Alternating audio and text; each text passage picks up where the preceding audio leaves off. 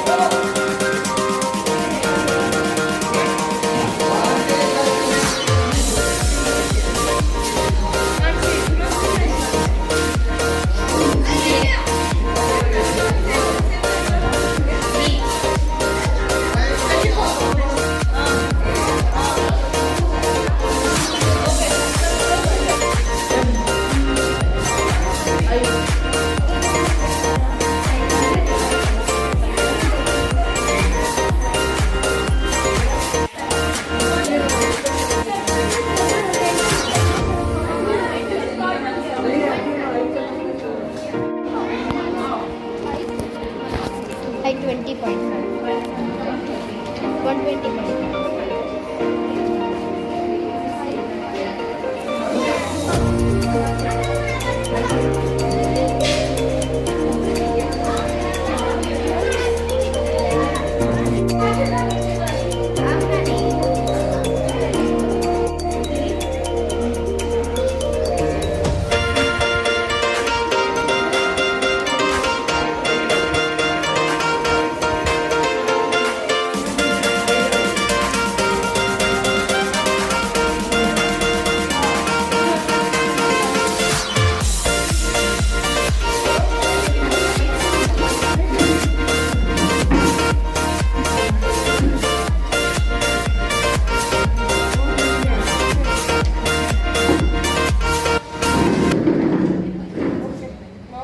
A very good afternoon.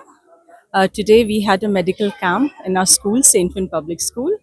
We had doctors from Rajiv Gandhi Dental College and Medical, and there were around 9 faculties who came here, and they investigated the children, and they provided medicines and a complete dental checkup. There were doctors from Medax Hospital, RT Nagar, who did general screening, pediatrician, and general screening of the children with eye checkup. So it was a great initiative by our management, St. Finn Public School, and we had almost 297 children who participated in this medical camp along with the parents, and it was we are really thankful to these doctors and the hospitals for providing such facility for our school. Thank you so much. Assalamu alaikum rahmatullahi wabarakatuh. We have started this camp, medical camp, for the benefit of children. Since nowadays we find that small kids have lot of eye problems due to this vision of mobile and TV and all. So just keeping in mind that one, we have started this medical camp for eye and general checkup, and we find most of the students, those who are in lower classes, find a lot of eye problems, and we want that we have advised all the parents as well to keep away these children from mobile and TV, so that in future it becomes very difficult for them for their eye vision. So it is the responsibility of the school administration to keep it management to arrange a medical camp all the time, every year, two times once a year.